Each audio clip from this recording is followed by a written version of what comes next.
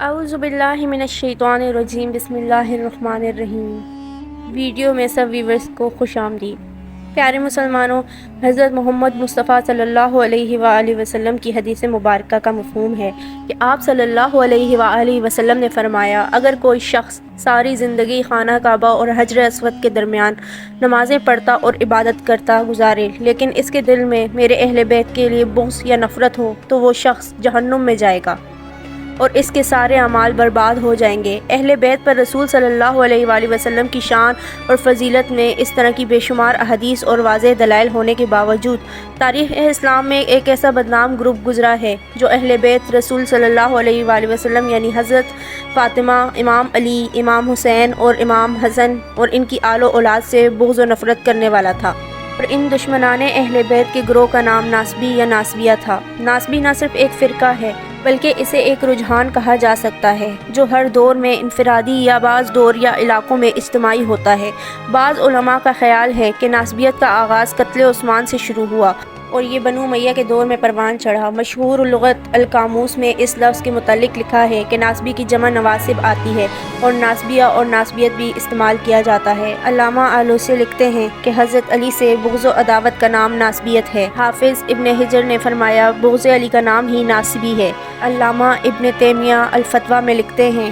کہ نواصب وہ لوگ ہیں جو اہل بیت کو اپنے کسی قول یا فعل کے ذریعے تکلیف پہنچاتے تھے۔ لفظ ناصبی کو اہل سنت کے ہاں سب سے پہلے امام المدینی نے استعمال کیا جو امام بخاری کے استاد تھے، اور ان کی نقل کرتے ہوئے امام ذیلی، امام رازی، امام بخاری اور خطیب بغدادی نے بھی اس اصطلاح کا استعمال عام کر دیا اور یہ لفظ معاشرے میں عام ہو گیا۔ مشہور ناصبیوں میں سب سے بڑا نام مروان بن حکم کا آتا ہے جس پر نبی صلی اللہ علیہ وآلہ وسلم نے اپنی زبان مبارکہ سے لعنت فرمائی اور جو بنو امیہ کے ظلم و سازش کا سرگردہ تھا۔ مروان کے متعلق روایتوں میں آتا ہے کہ وہ منبر رسول پر علی علیہ السلام پر لعنت کرواتا تھا اور یزید بن معاویہ کا صلہ کار تھا۔ اسی طرح حذیز بن عثمان حمصی مشہور ناصبی تھا جو امام علی علیہ السلام کی شان گھٹانے کے لیے جھوٹی احادیث کرتا تھا اور صبح و شام امام علی پر 70 مرتبہ لعنت کیا کرتا تھا۔ زیاد بن علاقہ سالبی جو امام حسن علیہ السلام کو گالیاں دیا کرتا تھا، صائب بن فروح جو اہل بیت کا مذاق اڑایا کرتا تھا، عمران بن خطان جو علی علیہ السلام کے قاتل کی تعریف کرتا، اور اسحاق بن سوید بن عبیرہ مشہور نواصب کے نام ہیں۔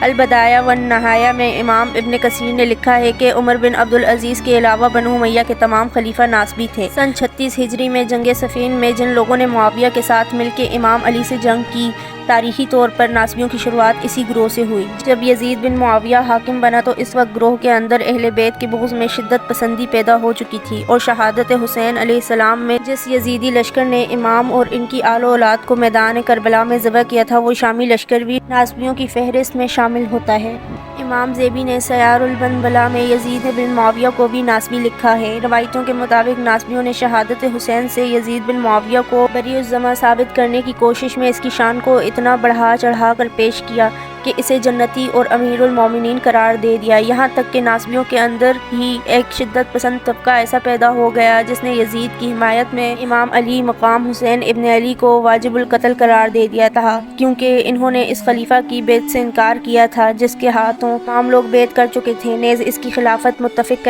تھی، جبکہ محدثین اس نظریہ کا انکار کرتے ہوئے یزید کو ظالم اور فاسق قرار دیتے ہیں، اور شہادت حسین کا ذمہ دار بھی ناصبی فرقہ دمشق اور شام میں خوب پھلا پھولا، اور بنو امیہ کی خلافت کے آخری دور میں شام کا یہ حال تھا کہ ناصبی کھلے عام بازاروں، ممبروں پر اہل بیت اور اولاد علی کو گالیاں دیا کرتے اور شب و ستم کرتے، جسے خلافت بنو عباسیہ میں ختم کیا گیا۔ روایتوں کے مطابق علی علیہ السلام کے بعد آنے والے اماموں کے تمام قاتل نواصب بھی تھے جنہوں نے ان پر ظلم و ستم کیا اور ساری زندگی پریشان کرتے رہے۔ یہ بدنام زمانہ گروہ آج بھی بر صغیر میں موجود ہے